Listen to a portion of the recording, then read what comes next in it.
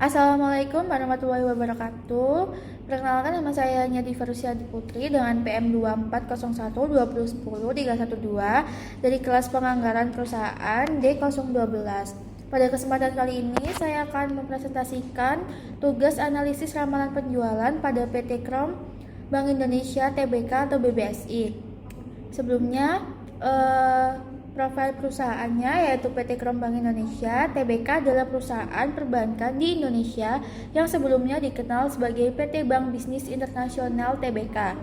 Bank ini didirikan pada tahun 1957 dan saat ini bertransformasi menjadi bank digital yang menyediakan berbagai layanan keuangan berbasis teknologi. Krom Bank bergerak di bidang jasa perbankan dengan fokus pada layanan perbankan digital bagi individu maupun pelaku usaha, seperti tabungan, pembiayaan, serta berbagai produk keuangan lainnya.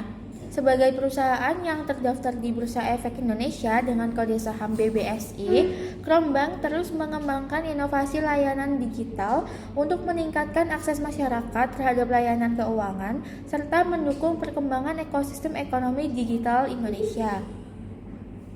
Data penjualan 12 kuartal tahun 2022 sampai 2024 yaitu menunjukkan data penjualan selama 12 kuartal yang digunakan sebagai dasar analisis tren.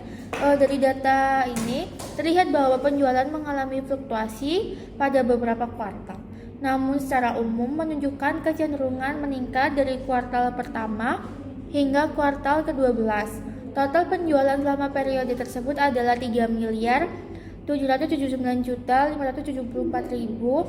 Data ini kemudian digunakan untuk melakukan analisis tren dan peramalan penjualan menggunakan metode Least-Square. Nah, ini adalah garis tren tangan bebas, yaitu menunjukkan perkembangan rencana penjualan selama 12 kuartal. Pada kuartal yang pertama hingga kuartal keempat, penjualan mengalami peningkatan dari sekitar 35 juta menjadi sekitar 162 juta.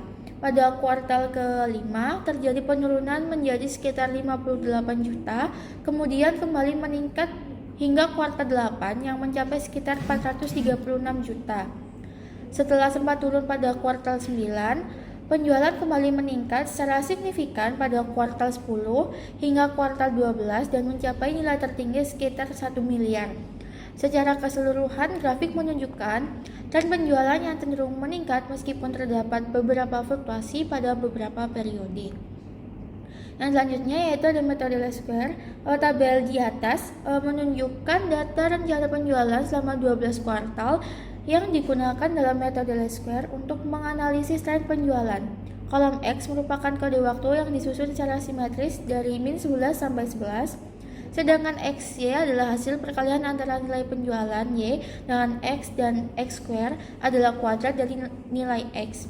Dari tabel diperoleh jumlah sigma Y sama dengan 3.779.574.000 dengan sigma XY sama dengan 21.243.042.000 dan sigma X kuadrat sama dengan 572 yang kemudian digunakan untuk menghitung persamaan tren penjualan.